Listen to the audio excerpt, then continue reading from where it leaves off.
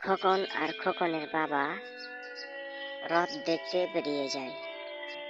হাঁটা পথ, কাদামাটির রাস্তা, তারা দুই বাপ বেটাই হেঁটে চলে।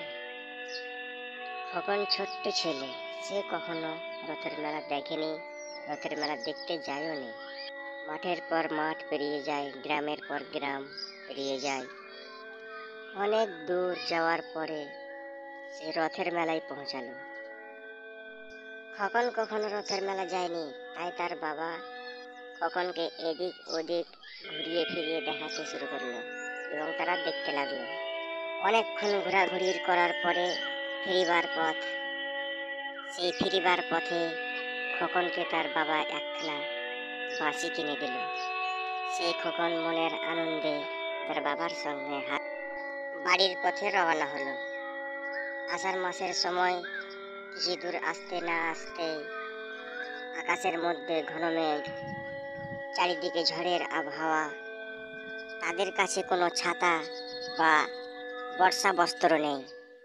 তারা দুইজনেই মাঠের মধ্যে হেঁটে চলেছে। একটু পরেই নেমে এলো পর্বত, ঝড়, বৃষ্টি এবং বজ্রপাত। খোকন ছোট ছেলে, এইরকম পরিবেশে সে কখনো পড়েনি, তাই সে ভয়ে ভীত হয়ে বাবার সঙ্গে বাড়ি ফিরছে। সেই বৃষ্টিতে ভিজার জন্য খোকনকে অনেক জ্বর হয়ে যায়।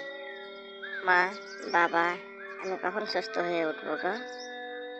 আমাকে যে ভালো লাগছে না বাবা। এই তো বাবা, ডাক্তার ওষুধ দিয়েছে, কিছুদিনের মধ্যেই তুমি সুস্থ হয়ে যাবে, কেমন? একদম চিন্তা করবে না। এই বলে খোকনের বাবা খোকনকে মনের মধ্যে সাহস দিতে থাকে। কিন্তু সে খোকন আর ভালো হলো না। সেই জ্বরে খোকনের মৃত্যু হয়ে গেল। খোকনের স্বপ্ন রয়ে গেল চিরদিনের মতো, সেই স্বপ্নটা কোনোদিন পুরা হলো না। এই ধরনের ভালো ভালো গল্পের কার্টুন দেখার জন্য আমাদের চ্যানেলটি অবশ্যই সাবস্ক্রাইব করে পাশে থাকা বেল আইকনটিকে অবশ্যই দাবিয়ে দিবেন।